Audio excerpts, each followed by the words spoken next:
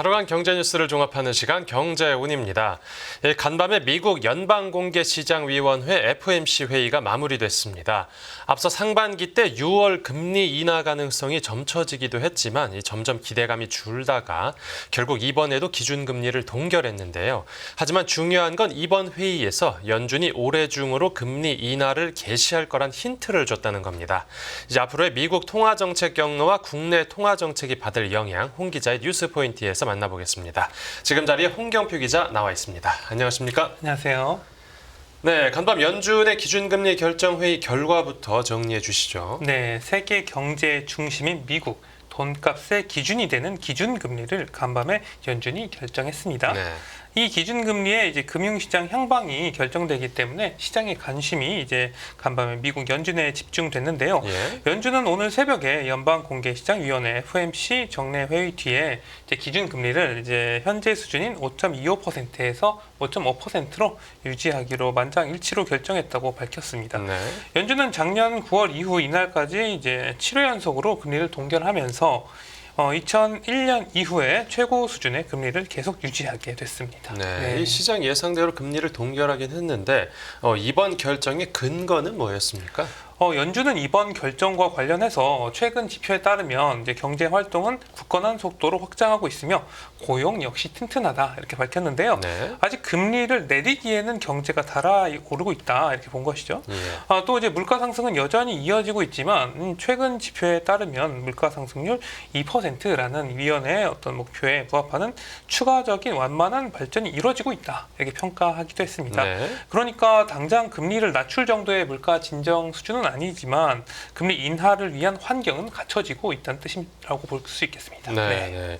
연준이 금리 인하 이 횟수에 대한 전망치도 공개했죠. 맞습니다. 연준이 오늘 FOMC에서 점도표라는 걸 내놨는데요. 이 점도표라는 것은 말 그대로 데이터의 분포를 점으로 나타내는 것입니다. 이 연준 위원들이 이제 해당 연도 말에 각자 생각하는 적절한 금리 수준을 예측하는 것이다. 이렇게 볼 수가 있는데요. 네. 연준 위원들의 올해 말 금리 전망치 중간값이 5.15%로 올해 3월에 비해서 50bp 상향됐습니다. 네. 한 번에 0.25bp씩 금리를 낮춘다고 가정했을 때 올해 3월에 이제 올해 3번 금리 인하 예상에서 이제 한 번 금리 인하로 낮아진 것으로 볼 수가 있겠습니다. 예.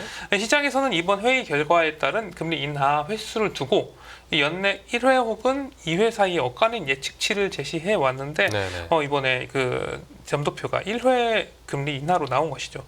그리고 19명의 참석자 가운데 7명이 이제 한 차례 금리 인하를 예측했고 4명은 뭐 아예 금리 인하가 없을 것으로도 내다보긴 했습니다. 8명은 2차례 금리 인하를 전망하기도 했고요. 네. 그러니까 올해 금리 인하 예상 횟수가 줄었으니까 네. 이 투자자들 실망감이 좀 컸을 텐데 그래도 그렇죠. 이 불확실성이 거쳤다는 점이 네. 좀 주목해 볼 만했습니다. 이번 제롬 파월 연준 의장의 발언에서도 좀 어떤 금리 인하에 대한 추가적인 힌트를 찾으려고 하지 않았을까요? 네, 그 제롬 파월 연준 의장은 노동 시장이 예상 밖으로 악화하거나 이제 인플레이션이 기대보다 빨리 둔화한다고 하면은 이에 따른 통화 정책 대응을 할 준비가 돼 있다. 이렇게 밝혔습니다. 네네. 파월 의장은 현재 노동시장 상황에 대해서 이 광범위한 경제 지표들은 현재 미국의 노동시장 여건이 팬데믹 이전 우리가 위치했던 지점으로 복귀했음을 보여준다면서 뭐 상대적으로 뭐 단단하기는 하지만 과열 양상은 아닌 것으로 보인다고 평가했어요. 네. 그리고 파월 의장은 이 점도표상 이 금리 인하 횟수 전망이 내려가긴 했으나 FOMC 위원들은 모두 앞으로 매우 데이터 의존적이다 이렇게 말했다면서 이제 물가 상승률이 예상보다 빨리 둔화한다고 하면 언제든지 대응할 준비가 있다. 이렇게 밝혔습니다. 네. 그러니까 지금 무조건 점도표대로 올해 한 번 인하를 하겠다고 못 본 건 아니라는 것이죠. 2번이나 3번도 나올 수도 있다. 그렇죠. 그런 얘기군요. 네. FOMC 결과 발표에 앞서서 공개된 이제 5월 이제 미국 소비자 물가지수 CPI 지표에 대해서는 인플레이션이 2% 물가 목표로 안정적인 이런 향한 확신을 쌓는 데 있어서 이제 진전이 있었다. 이렇게 봤습니다. 네. 이제 5월 미국 CPI는 전년 동월 대비 3.3% 상승을 했는데 이게 4월 상승률 대비 둔화한 수치입니다. 그리고 전월 대비해서도 보합세를 나타내는데 이게 시장 예상치와 비교해서는 좀 낮은 수준이었어요. 그래서 이게 물가가 잡히고 있다는 신호로도 볼 수가 있었습니다. 네. 다만 이 FOMC 위원들이 이제 5월 이번에 나온 이거 CPI 결과를 연준이 이제 공개한 경제 전망에 실제로 반영했냐? 이거에 대해서는 이제 파월 연준 의장이 오늘 아침 관련 보고를 받았고, 그러니까 미국 시간으로 사람들은 변경할지 말지를 고려할 수 있었을 것이다. 그런데 어떤 사람들은 반영하지만 대부분의 사람들은 일반적으로 단 하루 만에 반영하지는 않는다. 이렇게 설명을 했어요. 네. 그러니까 이 점도표상으로는 올해 1회 금리 인하로 나왔는데 이게 지금 이제 5월 둔화된 CPI를 다 반영하지 않았을 가능성도 뭐 제기가 된 겁니다. 네. 그러니까 이 소비자 물가 지수가 만약 그 이후 회의에 네. 늦게 반영될 수도 있다. 그렇죠. 뭐 이런 걸 네. 암시한 거군요. 간밤 미국 증시에서도 이제 금리 인하 예상 횟수가 줄어든 건 뭐 실망스러웠겠지만 네. 이 물가 상승세가 둔화하는 모습을 보였다라는 건 어떤 증시에도 호재로 작용했겠죠. 맞습니다. 뭐 연준이 인플레이션에 있어서 완만한 진전을 보였다 이렇게 평가를 하고 CPI도 예상보다 낮게 나왔다고 이제 평가되면서 금리 인하 기대가 커져서 위험 자산 선호 심리도 커지는 모습이었습니다. 네. 미국 S&P 500 지수와 나스닥 지수가 각각 사상 최고 수준을 찍었어요. 이날 이제 뉴욕 증시에서 S&P 이제 500 지수는 전장보다 0.85% 오른 5,421.03의 거래를 마쳤습니다. S&P 500 지수가 5,400선을 넘어서 마감한 것은 이번이 처음이고요. 또 기술주 중심의 나스닥 지수도 전장보다 1.53% 오른 17,608.44에 마감을 해서 종가 기준 사상 최고 수준으로 거래를 마쳤습니다. 네. 미국 국채 금리 같은 경우도 이제 FOMC와 CPI를 소화하면서 하락세를 보였고요. 네. 지금 연준 위원들 생각으로는 이제 올해 네. 중에 기준금리 인하를 시작하기는 할 건데, 네. 이제 대체 그 시점이 언제쯤이 될까요? 결국 연준이 올해 한 번 금리를 내린다는 것이 점도표를 보면 이제 연준 위원들의 아직까지는 주요 의견으로 보입니다. 물론 파월 의장이 이제 뭐 점도표만 보고 무조건 금리를 뭐 결정하지는 않겠다. 뭐 데이터를 보고 판단하겠다 이렇게 얘기를 또 했고, 그래서 뭐 연준 위원들이 이제 올해 한 번 내릴 가능성이 큰 것으로 봤지만 이제 2번 정도는 가능할 것이다. 이게 시장의 의견이다. 이렇게 볼 수 있겠습니다. 네. 글로벌 IB들은 이번 FOMC가 통화 긴축적, 그러니까 예상보다 매파적이었지만 간밤에 나온 CPI를 뭐 덜 반영했을 수 있다. 이런 진단을 내놓았습니다. 금리 선물 시장에서는 연내 기준금리 인하 횟수를 2번으로 반영을 했고요. 네. 9월에 한 차례 내리고 12월에 또 내릴 것이다. 이런 전망이 가장 많았습니다. 그리고 국내 대다수의 어떤 증권사들은 미국의 첫 금리 인하 시점을 9월로 봤고요. 네, 9월 회의 결과를 잘 봐야겠네요. 네. 미국이 일단 이번에는 금리를 묶었으니까 우리 한국은행도 당분간은 동결 흐름을 이어갈 가능성이 커졌다라고 봐야겠죠. 맞습니다. 뭐 우리나라 한은도 미국과 마찬가지로 계속해서 금리를 동결하고 있지 않습니까? 한은 금통위는 최근에 이제 기준금리를 3.5%로 묶었고요. 작년 1월에 금리를 3.5%로 올린 이후에 11번 연속 동결을 했어요. 네네.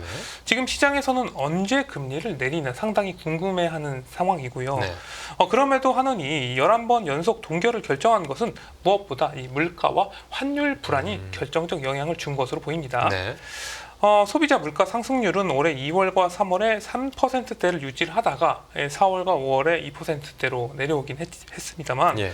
이제 5월 달을 보면 농산물 물가가 19% 치솟고 석유류 상승률도 작년 1월 이후에 최고 수준을 기록하는 등 여전히 물가는 불안한 상태라고 볼 수 있겠습니다. 네. 그리고 환율 역시 한은이 금리를 섣불리 낮출 수 없는 이유 중에 하나로 꼽히는데요. 미국의 조기 금리 인하 가능성이 점차 사라지고 이란과 이스라엘의 어떤 무력 충돌까지 발생하자 달러 환율이 1,400원대까지 가까이 뛰었습니다. 예. 이후에 뭐 다소 진정되긴 했지만 여전히 뭐 1,370원대에서 떨어지지는 않고 있습니다. 만약에 먼저 금리를 한은이 내린다고 하면은 뭐 자금 유출이 심화가 돼서 환율이 좀 영향을 받을 가능성도 있고요. 네. 올해 초 다소 주춤했던 이제 가계대출 증가세도 다시 강해지는 모습입니다.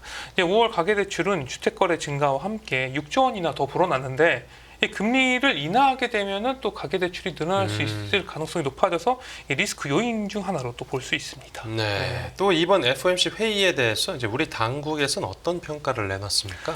한국은행은 이제 미국 연준의 회의 결과에 대해서 시장의 기대보다 다소 매파적이다, 그러니까 통화 긴축적이다 이렇게 좀 평가를 했고요. 예.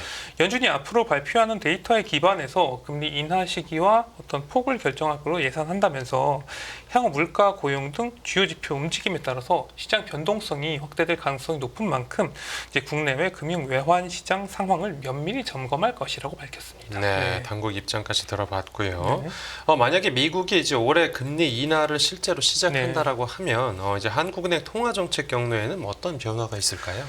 시장에서는 당초에 미국이 좀 더 빨리 금리를 내린다고 하면은 한은도 좀 같이 금리를 내릴 것으로 봤는데요. 네. 앞에서 일단 미국이 9월에 첫 금리 인하를 점치는 좀 이런 가능성이 높은 상황에서 이후에, 그러니까 9월 이후에 금리를 내릴 가능성이 상당히 높아졌습니다. 예. 일단 다음 달에 한국은행 금통위가 열리긴 하는데 이때도 아마 3.5% 수준에서 금리를 묶을 가능성이 가장 큰 것으로 예상이 되고 있고요. 예. 이렇게 되면은 작년 2월 이후에 이제 12번 연속 동결이 되는 것이죠. 네, 이창용 한은 총재는 이제 전일 창립 74주년 이제 기념사에서 완화로의 섣부른 선회 이후에 이제 인플레이션이 이제 불안해져서 다시 금리를 인상해야 한다면 그때 감소해야 되는 어떤 정책비용이 훨씬 더 클 것이다. 그래서 물가가 목표 수준인 2%대로 수렴한다는 확신이 들 때까지 좀 충분히 인내심을 가지고 기다릴 필요가 있다. 이렇게 강조를 했어요. 네. 그러니까 이제 전문가들은 한은이 인내심을 강조한 만큼 금리 인하를 서두르지는 않을 것으로 봤습니다. 한은이 이제 미국이 금리를 9월에 내리는 것을 확인한 뒤에 이제 4분기 때 한 차례 낮추고 해를 넘기는 시나리오가 가장 유력하게 꼽히고 있고요. 네. 이제 NH금융연구소 같은 경우는 이제 미국이 인하하지 않은 상태에서 선제적으로 낮추긴 좀 힘들 것이다. 먼저 내리면 환율 변동성이 커질 수 있다. 이렇게 우려를 또 하기도 했고요. 네. 또 다른 금융시장 참가자는 한은이 서둘러서 금리 인하를 단행할 이유가 그렇게 많지는 않다. 성장률 전망치가 높아지고 물가는 여전히 2%의 안정 목표를 웃돌기 때문이다. 이렇게 네. 진단을 하기도 했고요. 인하 시점에 대해서는 미국이 인하에 나선다는 가정하에 한은도 올해 4분기 인하가 유력하지만 물가가 충분히 낮아지지 않는다면 올해 인하가 없을 가능성도 상당하다 이렇게 분석하기도 했습니다. 네, 네. 국내 금융증권가에서는 좀 이렇게 보수적으로 보고 네. 있네요. 알겠습니다. 오늘 뉴스 포인트는 여기서 정리하겠습니다. 잘 들었습니다. 감사합니다.